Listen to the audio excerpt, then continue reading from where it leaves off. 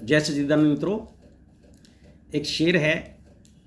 मिल ही गई है मंजिल मुझको भटकते भटकते, अब तो उनको बता रहे हैं जो अभी सही राह पकड़े ही नहीं। जिन्होंने अभी, जो हमारे भाई हैं, मित्र हैं, सभी हम मित्र भाई होते हैं। कुछ को हम अपना समझते हैं, कुछ को गैर समझते हैं, लेकिन हम सब शिव बाबा के बच्चे हैं, भटके हुए। कुछ पूर्व जन्म में हमारे साथ थे, है ना। इसीलिए तो कहीं का कहीं आके मिल जाता है, कर्मों के हिसाब से कहीं का रिश्ता कहीं जुड़ जाता है। कोई व्यक्ति आके हमें धोखा दे जाता है, कोई चीट कर जाता है, कोई हमारे लिए अच्छा काम कर जाता है। तो ये सब हमारे कर्म बंधन बंधे हुए हैं। सब हम सब हैं भाई, कोई उच्च नहीं है, कोई नीच नहीं है। तो मिल ही गई है मंजिल मुझको भटकते भटकते, अब तो उनको बता रहे हैं जो भी सही राह पकड़े ही नहीं। तो आप थोड़ा सा विचार कीजिए और फिर चलिए उस राह पर। परमपिता परमात्मा शिव निराकार, सबका बाबा एक ही, जिसको आप भूल चुके हैं और जिसकी वजह से छोटी बड़ी समस्याओं से ग्रसित रहते हैं। क्योंकि गलत राह पे कितने भी चले जाओ, कोई फ़ायदा नहीं होना। गलत मार्गों पे गाड़ी कितनी भी बार दौड़ा लो, गलत मार्गों पे 50 मार्ग पे घुमाओ, 100 पे घुमाओ, मार्ग गलत है तो कैसे पहुंचोगे मंजिल पे। मंजिल तो जब ही पहुंचोगे जब सही राह पकड़ोगे। मैं भी भटकता था ऐसे ही, ऐसा नहीं है कि कोई आप अलग हैं या मैं अलग हूँ। मैं भी भटकता था पहले। तो जिसके पास जो होता है वही बांटता है। जिसके पास दुख होगा वो दुख बांटेगा, जिसके पास सुख होगा वो सुख बांटेगा, है ना। जिसके पास समस्याएं हैं वो समस्याएं बांटेगा, जिसके पास हल है वो हल बांटेगा। अब बाबा परमपिता परमात्मा निराकार मुझे हल देता है और उसकी कृपा से मैं आपको बांट देता हूँ। इसमें मेरा कोई घाटा नहीं, है ना। फायदा ही है, उच्च पद पाऊंगा। कुछ मित्रों के अंदर ये था कि भाई बाबा जो है, एक सवाल था कि बाबा जो है, जो बाबा के बच्चे बनेंगे क्या उन्हीं को लेके जाएंगे। तो उसका ये है कि बाबा लेके तो सबको जाएगा। जो प्रकृति है पार्वती, जो बाबा का ये रचा हुआ ड्रामा है, ये प्रकृति है। और जो शिव है निराकार परमात्मा, तो जो एक आपने शिव विवाह सुना होगा, शिव विवाह, तो वो कोई शादी नहीं होती है किसी से। भगवानों की कोई शादी नहीं होती, इनकी परमात्मा की कोई क्या शादी होनी है। वो तो क्या है कि वो प्रकृति से विवाह करता है, इस प्रकृति से पूरी से, और सबको लेके जाता है शादी में।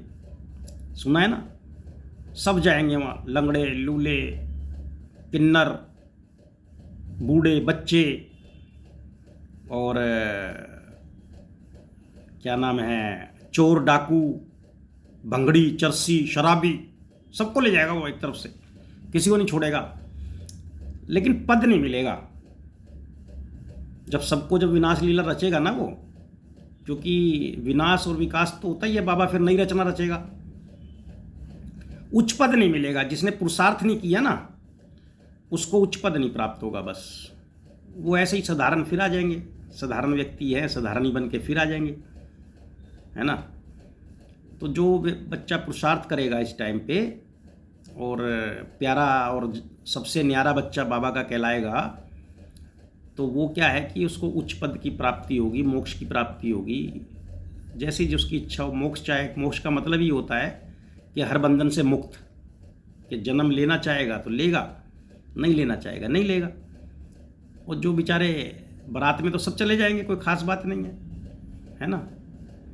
लेकिन अब वो सब अपने ढंग से आएंगे वापसी, जैसे जैसे जिसका सिस्टम बनाएगा बाबा, मेरे को तो ज़्यादा पता नहीं, इतना ही बताता है बाबा बस। जितना बताता है मैं आपको बता देता हूँ। लेकिन एक बात ज़रूर बताता है, जो बच्चे पुरुषार्थ करेंगे मेरे लिए, मतलब जो मुझे सही रीति से याद करेंगे, वो जो है उच्च पद प्राप्त करेंगे। 21 जन्मों का उच्च पद की प्राप्ति, और चाहें तो वहाँ मोक्ष में प्राप्त आराम करें, बाबा के घर में आराम करें, बाबा के प्रेम में बहुत अच्छा आनंद है वहाँ भी। तो अभी जो है कुछ शंका है कि बाबा को याद कैसे करें। अभी क्या रखता है अधिकतर बच्चों के, मुंह में राम बगल में छुरी, कहावत भी बनी है ना, मुंह में राम बगल में छुरी। तो जब क्या है कि हाथ में अगर वो भी होगा, छुरी भी होगी, और अंदर में बाबा होगा, तो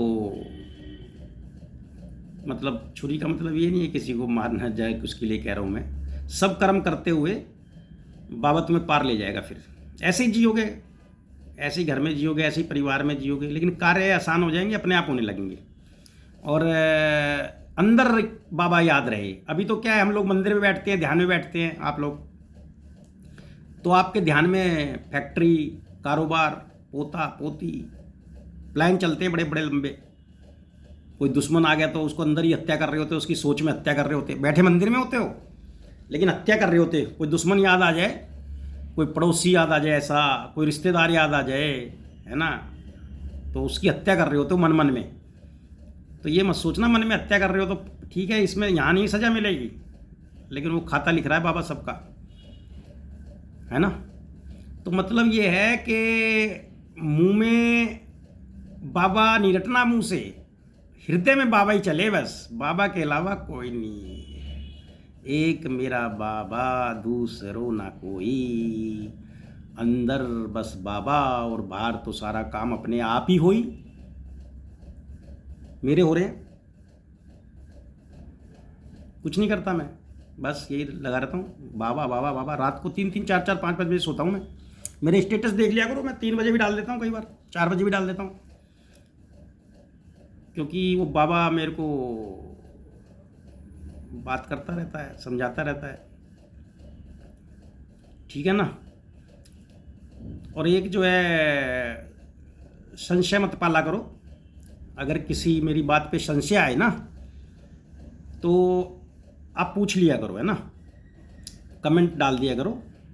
और अच्छे बच्चे होते हैं बाबा के, या बच्चे बाबा के बच्चे बनने की राह पे होते हैं वो, जिनके अंदर क्वेश्चन होते हैं। जिनके यहाँ क्वेश्चन नहीं है वो तो सोच रहे हैं बकवास कर रहा है, पाखंडी है, ड्रामेबाज है, और कह वो भी सही रहे हैं, वो गलत नहीं कह रहे।